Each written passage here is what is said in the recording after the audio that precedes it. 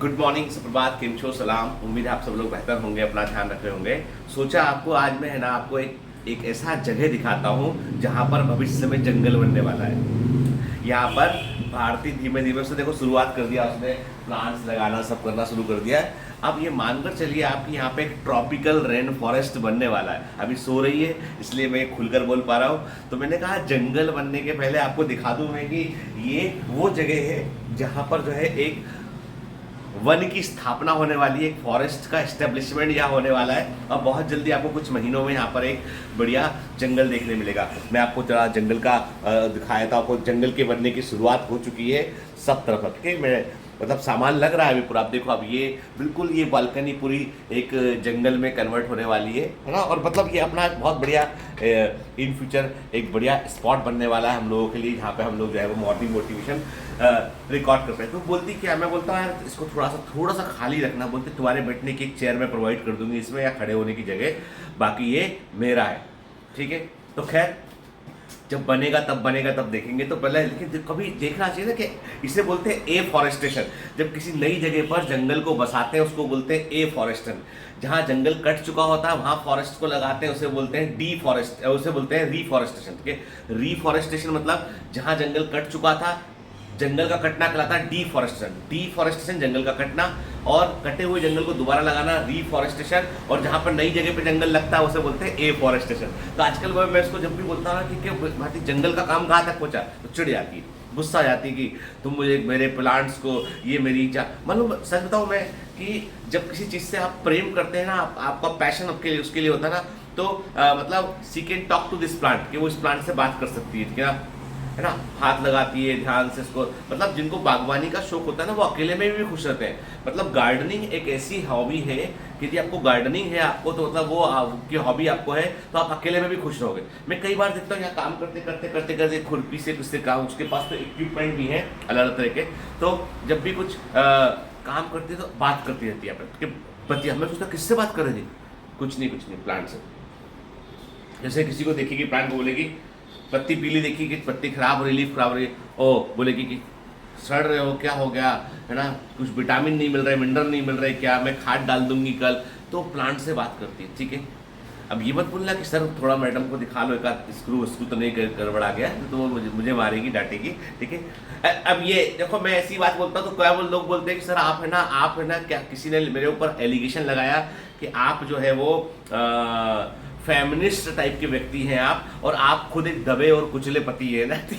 तो आपको वो जो बीच में इंसिडेंस हुआ था ज्योति मौर्य ना, उनके मीडिया के बराबर घटिया कोई नहीं हो सकता है अभी भी, उसका आशिक बेवफा निकला, ऐसे हेडिंग डाल डाल के जो है वो न्यूज चला रहे हैं। शर्म नहीं आती इनको, देश में इतने बड़े बड़े मुद्दे हैं, जो है पूरे के पूरे कुल्लू मनाली में बाढ़ आई हुई है, वो नॉर्थन पार्ट ऑफ इंडिया में रेस्क्यू ऑपरेशन चल रहे हैं, दिल्ली में पानी भरा चुका है पूरा। ये सारी न्यूज़ नहीं है कि भाई बाढ़ में कैसे बचा रहे हैं लोगों को, कैसे रेस्क्यू चल रहा है, हमारी आर्मी हमारी पुलिस मैन कितनी मेहनत कर रहे हैं, यहाँ पे लोकल लोग कितना सपोर्ट कर रहे हैं, है ना, कैसे लोगों को जो है वो विस्थापित किया जा रहा है। वो मुद्दा नहीं, मुद्दा ये है कि ज्योति मौर्य और उसका पति और वो जो तथाकथित जिसको वो मीडिया बोलता है, मतलब मेरे को समझ नहीं आता कि ये लोग जहाँ का तो लोगों का बोल रहा है सर आपका जो व्यू पॉइंट है वो, जैसे कल मैंने आपका जो व्यू पॉइंट है वो महिलाओं के पक्ष में ज्यादा रहता है। आपके ए पुरुष तेरे को यदि पक्ष की जरूरत पड़ रही है, मतलब तू मतलब कैसे कर, मतलब ऑलरेडी मतलब यार बी ए मैन, अपने व्यक्तित्व को पहचानिए ना कि आपको क्यों सपोर्ट चाहिए किसी चीज के लिए। ठीक है, आप तो खुद ही में कर सकते हैं चीजों को आप। ठीक है, जो ऐसा वर्ग जिसको सपोर्ट की जरूरत है उसके लिए तो बोलना पड़ेगा ना आपको। ठीक है, खैर छोड़िए। तो मैं ऐसी बातें करता हूँ तो लोग वो सोचते हैं कि सर सच में है ना मैडम उठती होंगी सुबह से, उठ के सर को जो है वो कुछ झाड़ू कटका पकड़ा देती होंगी, जाओ काम करो टाइप से फिल्मों में दिखाते हैं ना वैसे। ठीक है, तो ऐसा नहीं है यार, है ना। ठीक है, तो ऐसा थोड़े, तो मतलब बिल्कुल ही मतलब हमारी बात को ऐसा मान लो तुम कि सर ने बोला है तो मतलब ये कि सर तो अब दबे और कुचले व्यक्ति है, इसलिए सर को तो महिलाओं का सपोर्ट लेना पड़ेगा, नहीं तो सर को घर में एंट्री बंद हो जाएगी। सही का सपोर्ट कीजिए। मैं कहता हूँ जेंडर बाइस मत कीजिए, रिलीजियस बाइस मत कीजिए, कास्टिज्म के आधार पे बाइस मत कीजिए, कोई भी ऐसी विचारधारा मत रखिए जो एक्सट्रीमिस्ट टाइप की हो। आपको सिर्फ है ना, आपको जो मानवता के लिए ठीक है, जो सही है, उसका सब पक्ष लेना है आपको। और कई बार आना है ना, मतलब आपको पूरी भीड़ में आप अकेले व्यक्ति होंगे जो बोलेंगे कि मैं सही हूँ, ठीक है, दिस इज राइट, ठीक है, और ऐसा व्यक्ति ही लीड करता है, भीड़ कभी लीड नहीं करती। याद रखना, जिंदगी में भीड़ कभी नायक नहीं होती। नायक तो अकेला होता है। नायक जो है वो धाराओं के विपरीत चलता है, वही नायक होता है। जो धाराओं के साथ चल रहा है ना, वो नायक नहीं होता, वो नालायक होता है। ठीक है, अब इस पे भी तुम कमेंट कर देना कि सर आप तो ऐसे, सर जो आपके अगेंस्ट बोलता है आप उससे गुस्सा हो जाते हो, आप ऐसे। अरे भाई, मुझे तुमसे, तुम जानना पहचान, मैं तुमसे गुस्सा होकर करूंगा क्या? मैं सिर्फ इतना चाहता हूं कि we should be a responsible citizen.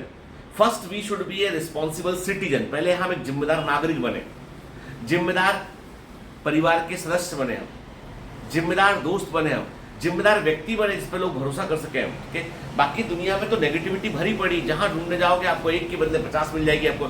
लोग तो मैं देखता हूं किशोर कुमार के गाने पर किशोर कुमार को लिख देते हैं कि तुम्हें गाना नहीं आता था, आज के जमाने में होते तो तुम चल नहीं पाते। मतलब मैं देख रहा था किशोर कुमार के गाने, मुझे शौक है कभी कभी पुराने गाने, मैं जनरली फ्लाइट में ट्रेवल करता हूँ तो सुनता रहता हूँ, तो देखता हूँ उसमें कमेंट में लिखा होता है, अरे आज यदि किशोर कुमार होते तो चल नहीं पाते। अब किशोर कुमार से तुम कहां कंपेयर कर रहे हो भाई?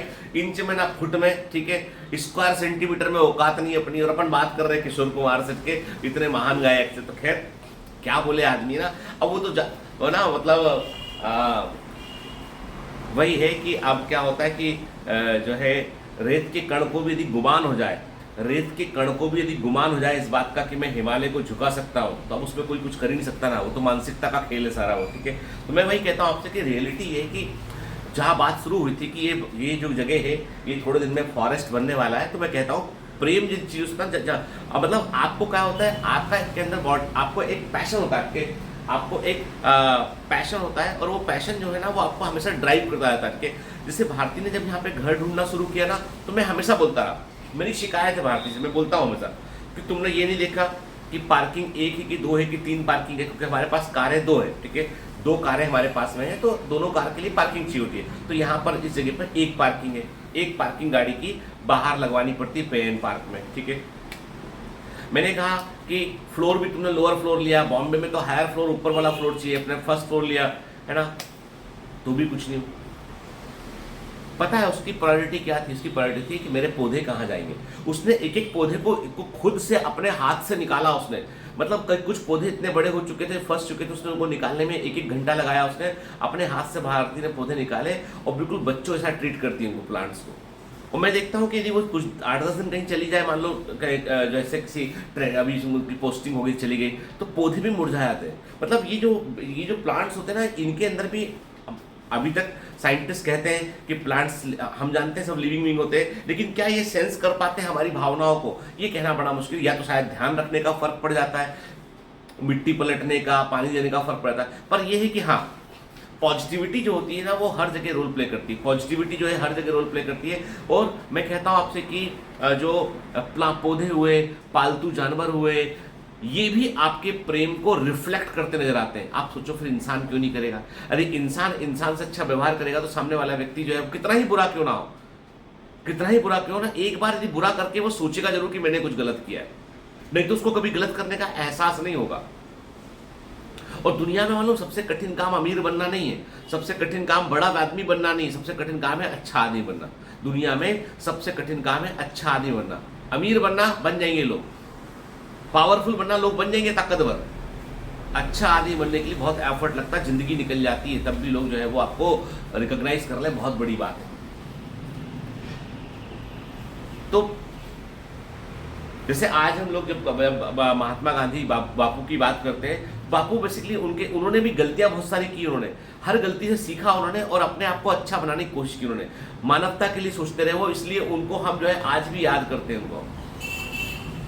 तो वही वाली बात है कि गलती ना करना इंपॉर्टेंट नहीं है, गलतियां होंगी हमसे, इंपॉर्टेंट बात यह है कि हमने उन गलतियों से सीखकर अपने अंदर कितना सुधार किया है। यदि आप रिपीटेड मिस्टेक कर रहे हैं तो मतलब आप तो जो है वो आदतन क्रिमिनल बन चुके हैं, आप अपने सुधर पाएंगे। तो रिपीटेड मिस्टेक मत कीजिए, गलतियों से सीखिए।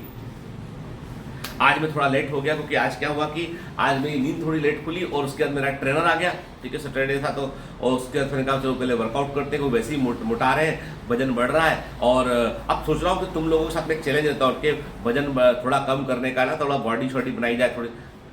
बन पाएगी इतनी उम्र में, ठीक है।